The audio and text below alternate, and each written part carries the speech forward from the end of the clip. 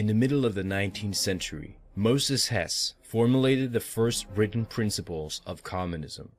In 1862, Hess, or the communist rabbi as he was called, wrote the book Rome and Jerusalem, in which he laid the foundations for a Jewish nationalist movement called Zionism.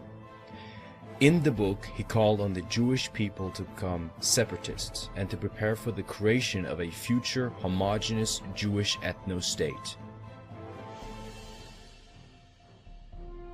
Palestine would be occupied by the Jewish people, but the big problem was Palestine was at this time 19 to 95% Arab. Hess argued that international Jewish bankers would help in this realization of stealing the land from the Palestinians. Hess suggested in his book that one last race and class struggle was being developed between the Aryans and the Semites. In this fight, Hess predicted that the Jews would stand as winners and the Europeans as losers. The Jews would stand superior over all other peoples, and because the Jews had preserved their racial purity over the centuries, it would give them a leading role in the world. Hess essentially promoted eugenics and racial hygiene for the Jews, and talked about a future Jewish ethno-state. He also referred to Christianity as the religion of death. Fascinatingly, he predicted a future war in Europe, with Germany, Italy, and Austria involved as part of a race struggle.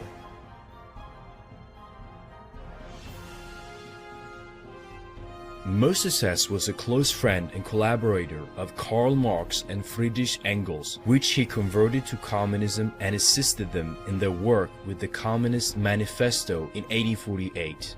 This proves that socialism, Marxism, communism, and Zionism in fact share the same roots. Although they traveled different paths, they had the same common goal: domination of the world. They all work and plan for the day when the chosen race shall inherit the earth.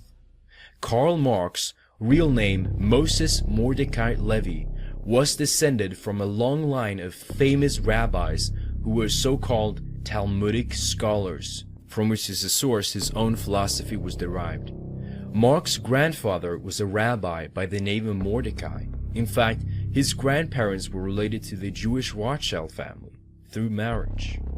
Rothschild would also partially fund Karl Marx, who would be remembered as the Jewish father of communism. Le Droit de Vivre, May 12, 1936, said, "Jewry is the mother of Marxism." The Communist Manifesto laid out the ideology of communism. Its key points include a central bank with monopoly on credit, abolition of countries and nationalities, abolition of the traditional family consisting of a man, a woman, and children, abolition of private property, which means no rights for the people, to make it impossible for people to earn a livelihood by introducing heavy taxation, confiscation of property, abolition of the right of inheritance, and a communist state, i.e. Jewish monopoly on credit and banking. The media in total control of the communists. Women should not focus on family and children anymore. In their own words, communism wants to do away with the status of women as mere instrument of production, and abolition of Christianity and morality.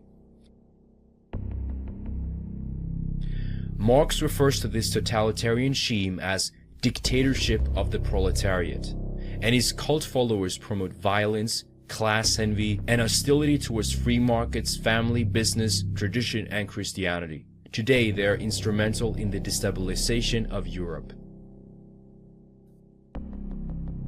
Marx also openly encouraged genocide against Slavs, referring to them as racial trash and that they must perish in a revolutionary holocaust.